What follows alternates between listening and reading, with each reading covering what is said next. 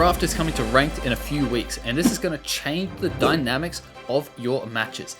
Better players will flourish, one-trick players are going to struggle, and the team compositions are going to be spicy. Firstly, let's understand how draft works. Both teams blindly ban a Pokemon. The first team picks one Pokemon. After this, each team picks two Pokemon until the final player picks their last. You will be able to change your item builds after selecting your Pokemon and after seeing the enemy team composition. So this is going to make items like the Assault Vest and the anti-healing items a lot more viable. Now, you're hearing this from me loud and clear before draft comes to ranked.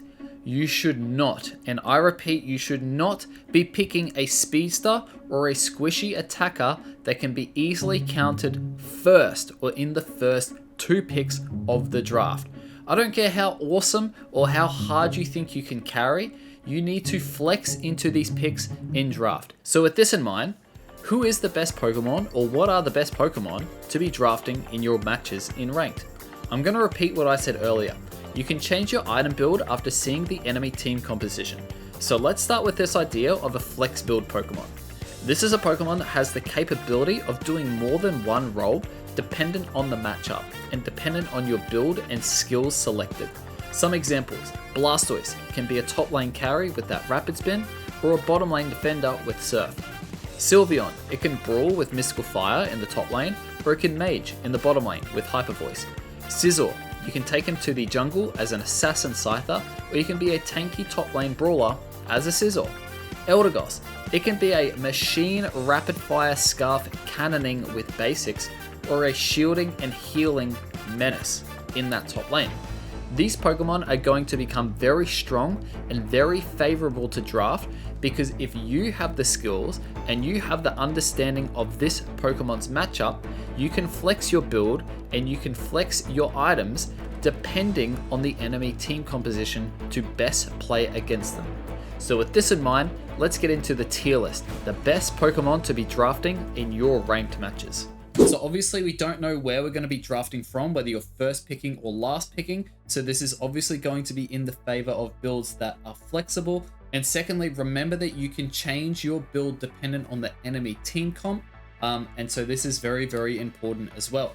So first things first, I think Cinderace is going to be sitting in the B tier. I think he's going to be borderline garbage. If you pick Cinderace first, look, you can counter pick Cinderace. Cinderace just isn't that great either. Cramorant, I think, is going to be in the A- tier. I'm putting him here because there are other mages that can play this bottom lane mage really, really well. But he's definitely not useless. Dragapult's going to be really strong, guys. I still think Dragapult is a very optimal pick. I just think you don't want to draft this Pokemon first. You want to have a look at what the enemy are running with their defenders and supporters, and then you can possibly flex into this as a 3rd, 4th, or 5th pick.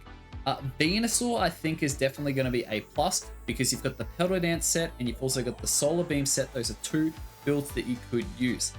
Sylveon, in my opinion, I still think Sylveon is strong, but you can also flex into 2 builds here. You've got your Mystical Fire, and you've also got your Hyper Voice, and you can change your item build dependent on what the enemy are going to be using. If you don't know how to use Sylveon, I would probably recommend getting into Sylveon. Inteleon's just an S tier pick. Inteleon is fantastic. You need to learn how to use Snipe Shot. I think it's a very, very strong. I'm like medium at it, probably still bad at it, and I'm doing really well in my game. So, and it's just because Snipe Shot is incredibly good, incredibly good. Decidueye, I think, is going to be slotted in the A- tier. I'm not putting him in the B tier because you've got the option to flex around Spirit Shackle and also Razor Leaf. So if you need to go for a sniper, you can flex into Snipe. Whereas if you want to go auto attack, you can flex into that dependent on the enemy team comp. But I wouldn't get too excited about learning Decidueye. Delphox, I'm going to slot him in A-, just because yes, there are anti-healing items, but if you're versing a team with 2 healers and they don't have a lot of dive potential, Delphox could be absolutely deadly. you know, with the Unite move, the anti-healing and all that stuff. So definitely not in the B tier, but I wouldn't be putting him up anywhere high. A- probably fits him up. Pikachu, I'm going to put an A+ tier, right? Pikachu is a very flexible build. You've got the supportive Pikachu build. You've got Volt Tackle. You've got Electro Ball with sure hitting. And you've also got a double range mage build. So I think Pikachu is definitely a very decent pick as your bottom lane mage. Gardevoir, I'd probably be putting in... The only issue I'm going to have with Gardevoir is that lack of mobility when you're using this character. It's the overall lack of mobility and the lack of flexing into either build. They kind of both do the same thing. Generally, one build is better than the other, dependent on the current patch or how strong the move is. So it's a hard one, but I'm going to have to slot him in A- just because he can only really jungle as well, guys. You don't want to take Gardevoir to lane. Because if you know you're laning against Gardevoir and you've got you can pick something strong, yeah, I think he's gonna struggle. Duraludon, I think, is B tier, sits there. I'm not gonna put him in garbage because his win rate is showing me otherwise, but I'd leave him there. Espeon, definitely A+ tier, not S tier. Very very strong pick. You've got your stored power build and your Psyshock build. I still think stored power will always triumph. But yeah, very strong pick, very, very good in that bottom lane. Spikes early, regardless of if you've got draft mode or not. I think Espeon is a very, very good pick. Mew, A+. Mew is just a solid Pokemon. You can't really counter it. It's a very, very good bottom lane mage, so I'd leave Mew in that A+ tier. Greninja is in our B tier, guys. Greninja and Cinderace and Duraludon are holding hands in the B tier. Shandy, possibly A+. Possibly A+, but I'm gonna put A+, only because you can really punish teams who have poor mobility. Shandy is one of the strongest characters to use if the enemy aren't capable of diving you. So that's a very, very good pick in my opinion in draft, but you have to understand this Pokemon and its matchups. Glaceon is just really broken, really annoying, really good early. You generally just go Icicle Spear most of the time, but yeah, you've got the option. Glaceon's just always going to be a strong pick until they do something with the AoE damage of those Icicle Spears, which is the dumbest thing ever. Yeah, he's staying where he is. And Ninetales, I'm going to slot him into the A+ tier. Very strong early, can be very annoying as a counter pick. He's a great CC, fantastic at doing anti-stacking early. I'm going to leave Ninetales up in there. Okay, our Speedsters. Now, this is obviously going to have a level of bias because I just think Speedsters, people are going to think Speedsters are amazing. First pick them, annoy everyone on your team. But when you're playing draft, you probably want to pick your Speedsters as one of your last picks, right? Just because if you pick Zoroark, for example, the enemy team has the option to pick the Umbreon and the Clefable with the Gravity, and they've got a lot of, they could just bring heavy CC into it and purely counter your pick of Zoroark. So you don't want to let them do that, which means you're probably going to be drafting it fairly late. You have got two builds, so yeah, let's go into this. Dodrio has the option of Tri-Attack and has the option of Drill Peck. You can change your build dependent on the enemy team comp. I still think, even after nerfs and everything, Dodrio is really good. I'm going to put him in A- though. Talonflame is going to be garbage. Zoroark is going to be A+ as a speedster, just because he's very strong. You can punish the enemy team. If you notice that they don't have the tools to do a Zoroark, you're going to be able to blitz your games with this character. Zeraora, I'm going to slot him in B tier. I just think whatever he can do, another Pokemon's going to be able to do it better. Absol is a pretty similar conversation. Again, unless if you're very specialized and very good with these Pokemon, I probably wouldn't even bother learning them, to be completely honest. Leafeon's strong if you're going your Solar Blade build. Actually no. This Pokemon's S tier, right? Because, and this is gonna, this is gonna be tough, right? You can take Leafeon to the top lane, you can take him to the bottom lane, you can take him to the jungle. As long as you get that level 4, you've got Leaf Blade. I think Leafeon's going to be S tier in terms of drafting, especially if you're duo queuing and you're looking at, you can draft Leafeon and then have a look at what your team does, and then you can call lane based on that. I think he's going to be really good. Meowscarada is just an annoying Pokemon. I think he's good, but I'm going to slot him in line with that A- tier. Gengar, garbage, and Scyther / Scizor. Am I really going to put him in S tier? I'm going to put him in A+ tier. And this is only because you've got the option to flex between two builds.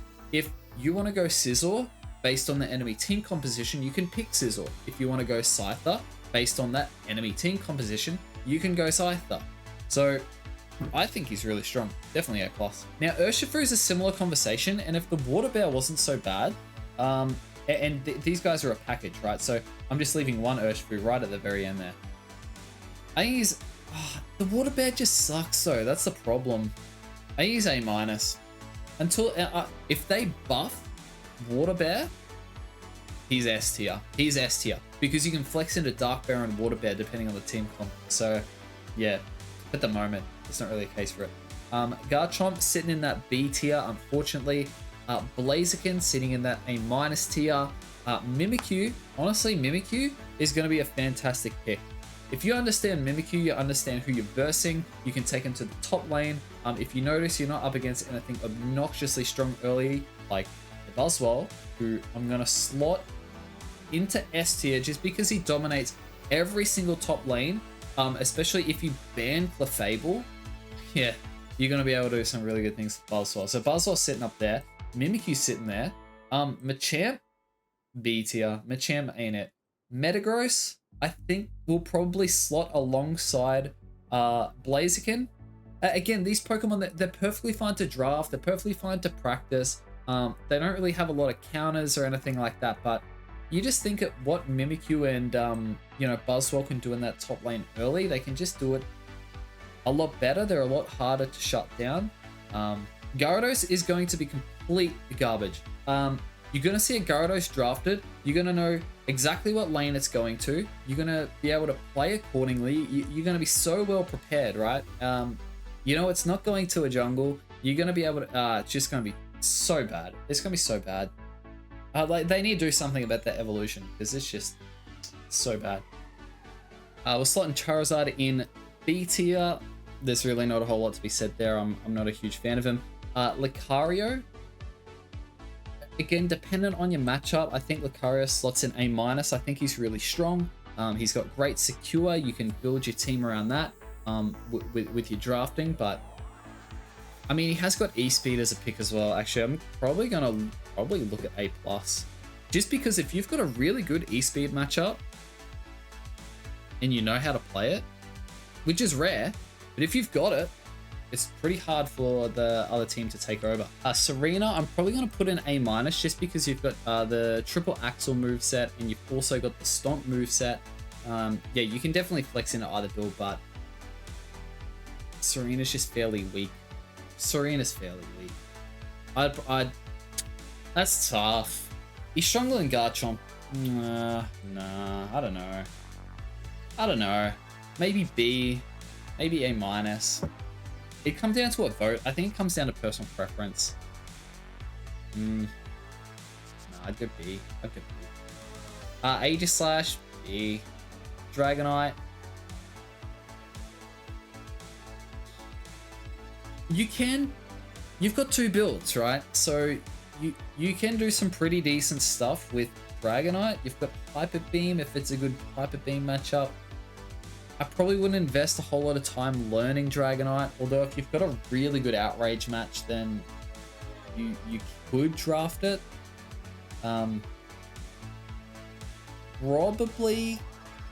Probably up here in the A+ tier. Probably where he belongs. Azumarill, I just don't think is really worthwhile playing at the moment. Tyranitar is B because he just evolves so late. And Scizor, well, we've already touched on Scizor. With Scyther pick. Our defenders. Okay, defenders, in my opinion, are going to be the best Pokemon to learn and get good with for drafting, right? So I'm going to start off with Blastoise. Has two movesets, is fantastic. He can play two roles. You can take him to top lane, take him to the bottom lane. You can flex into your builds depending on the enemy team. Fantastic pick. Umbreon, S tier. Just the best Pokemon in the game. Looks really good. Foul play if you're noticing you need more mobility. Just a fantastic pick, right? Goodra, similar conversation. You can take Gudra to the top lane as a carry. You can take him to the bottom lane as a defender, but he's probably not at great. Actually, no, he's A+ tier. He ain't S tier. He ain't S tier. That's crazy. He ain't S tier, right? But he can flex into a couple of different builds and a couple of different play styles, which is really nice. Crustle, A+ tier. You can flex in. Now, honestly, Crustle's just good though. Crustle would be a good Pokemon to draft. The only thing you got to be careful for is Umbreon, right? Because Umbreon can just take your shield with the Unite move. Slowbro is probably S tier. I think he's very, very strong. Always will be. The Unite move can just pick off something, especially if you're versing Comfey, who could potentially be quite annoying. Yeah, he's going to be a pretty good pick. Lapras, I'd probably put an A-, just because he's been nerfed a little bit too hard. If they left Lapras as was before, man, he'd be S+ tier. He'd be right up there. Snorlax, definitely A-. Mamoswine, probably A- as well. Greedent, we're gonna slot Greedent probably in the B tier. All right, we have Trevenant. Trevenant, I would probably be slotting into S tier as well. He is fantastic as a counter pick. He's a really, really good tank. You can make him a top lane carry. You can put him in the bottom lane. He can do some pretty good things, in my opinion. Supporters. Wigglytuff, I think, is probably going to sit in A+ tier, just because, and this is going to sound ridiculous, Rollout has some viability in solo queue if you play this Pokemon properly, and Sing is deadly into the right team comp. So don't sleep on Wiggly. If you understand this Pokemon and you've got a duo queue partner who knows how to utilize your debuffs, very good. Hooper,